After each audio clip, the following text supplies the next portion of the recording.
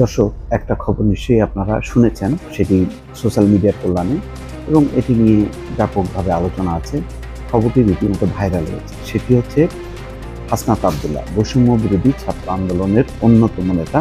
তাকে সেনাবাহিনীর একটি টিম আটক করেছিল। তারপরে তাকে তাদের জিম্মায় নিয়ে যে তাকে ফ্লোরে শুইয়ে উলঙ্গ করে বেত্রাঘাত করা হয়েছিল। তারপর 5 ঘন্টা পরে ছেড়ে দেয়া হয়, এবং এই ছেড়ে দেওয়ার জন্য ডক্টর আসিফ নজরুলের নেতৃত্বে 4 জন উপদেষ্টা এবং ঢাকা বিশ্ববিদ্যালয়ের 3 জন জামাতপন্থী শিক্ষক মিলে সেনা প্রধানের কাছে ধর্ণা দেয়। তারপরে হাসনাতকে ছেড়ে দেওয়া হয়। এই খবরটা কিন্তু ব্যাপকভাবে প্রচার হয়েছে। কিন্তু ঘটনাটা কি সত্য? খবরটা কি সত্য? সমকালের একটি রিপোর্ট, সমন্বয়ক হাসনাত আবদুল্লাহর সেনাবাহিনীর হাতে গ্রেপ্তারের খবরটি ভুয়া। কেন ভুয়া? এখানে কেউ কেউ বলছেন যে ব্রেকিং নিউজ, সমন্বয়ক হাসনাত আবদুল্লাহ গ্রেপ্তার, বিস্তারিত কমেন্টে। আরেকটি বলা হয়েছে সমন্বয়ক হাসনাত আবদুল্লাহ সেনাবাহিনীর হাতে গ্রেপ্তার। কি ঘটনাটা কি আসলে?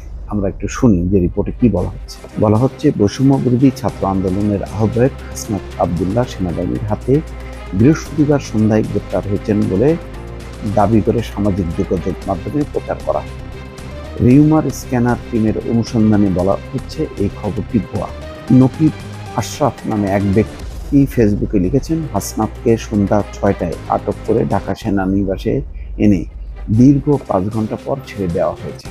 ডক্টর আসিফ নজরুলের নেতৃত্বে 4 জন উপদেষ্টা এবং ঢাকা বিশ্ববিদ্যালয়ের 3 জন জামাতপন্থী শিক্ষক মিলে সেনা প্রধানের কাছে হাসনাতের মুক্তির বিষয়ে করজোড়ে অনুরোধ করার পর তাদেরকে মুক্ত করে নিয়ে আসেন। নকিব দাবি করেন, ছেড়ে দেওয়ার আগে হাসনাতকে উলঙ্গ করে 2 ঘন্টা উপর করে ফ্লোরে শুয়ে রেখে বেত্রাঘাত করা হয়। রিউমার স্ক্যানার এর বক্তব্য। কি বলছে রিউমার স্ক্যানার? রিউমার স্ক্যানার টিমের অনুসন্ধানে বলা হচ্ছে, সমন্বয়ক হাসনাত আবদুল্লাহ সেনাবাহিনীর হাতে গতকাল সন্ধ্যায় গ্রেপ্তার হয়েছেন শীর্ষক দাবিটি সঠিক নয়, বরং সে সময় হাসনাত কুমিল্লার দেবিদ্বারে একটি অনুষ্ঠানে উপস্থিত ছিলেন। এছাড়া সকাল থেকে কুমিল্লাতেই অবস্থান করছিলেন তিনি। এ বিষয়ে অনুসন্ধানে দেখা যায়, ফেসবুকের উক্ত দাবির কতিপয় পোস্টে একটি ব্লগ পোস্টের লিঙ্ক সূত্র হিসেবে দেওয়া হয়েছে। রিউমার স্ক্যানারের বিশ্লেষণে একটি কোড নম্বর দেওয়া আছে। এই নামের ব্লগ স্পটের বিনামূল্যের ডোমেইনের একটি সাইটটি একটি ভুইফোর সাইট বলে প্রতীয়মান হয়। সাইটে হাসনাতের গ্রেপ্তারের কথিত দাবির বিষয়ে একটি সংবাদ প্রকাশ করা হয়েছে গতকাল বৃহস্পতিবার। কথিত এই সংবাদে দাবি করা হয়, বৈষম্য বিরোধী ছাত্র আন্দোলনের শীর্ষ নেতা এবং আহ্বায়ক হাসনাত আবদুল্লাহকে বৃহস্পতিবার সন্ধ্যা 7টার দিকে সেনাবাহিনীর একটি বিশেষ অপারেশনের মাধ্যমে গ্রেপ্তার করা হয়েছে। রাজধানীর মোহাম্মদপুরে একটি ব্যক্তিগত বাসায় বৈঠকের সময় তাকে আটক করা হয়।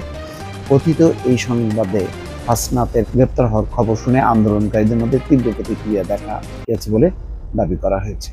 এমনকি আরেক সমন্বয়ক সার্জিস আলমের বরাত দিয়ে দাবি করা হয়েছে, এই অন্যায় গ্রেপ্তার আমাদের দমিয়ে রাখতে পারবে না। আমরা হাসনাতের মুক্তির দাবিতে বৃহত্তর আন্দোলনের ডাক দেব।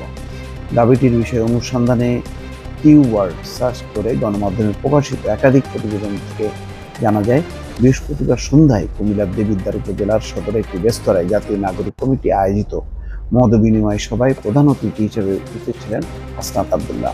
এই সময় তিনি বক্তব্য দেন। এর আগে সকালে দেবিদ্বার সরকারি রিয়াজউদ্দিন পাইলট মডেল উচ্চ বিদ্যালয়ে আয়োজিত অবসরপ্রাপ্ত সহকারী প্রধান শিক্ষক মোহাম্মদ আব্দুল সবুর এবং সহকারী শিক্ষক জামাল মোহাম্মদ কবিরকে দেওয়া এক বিদায়ী সম্বর্ধনা অনুষ্ঠানে বিদ্যালয়ের প্রাক্তন শিক্ষার্থী হিসেবে হাসনাত আবদুল্লাহ বক্তব্য দেন।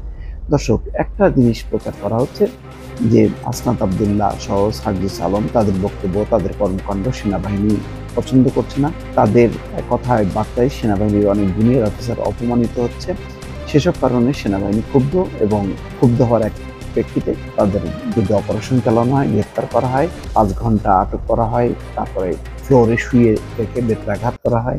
তারপরে আসিফ নজরুলের নেতৃত্বে উপদেষ্টারা যে ক্ষমা চেয়ে সেনা প্রধানের নির্দেশে তাদেরকে মুক্ত করে নিয়ে আসে হাসনাত আবদুল্লাহ। কিন্তু পুরো খবরটা যেভাবে বানানো হয়েছে এবং প্রচার করা হয়েছে, এটা একেবারেই ভুয়া।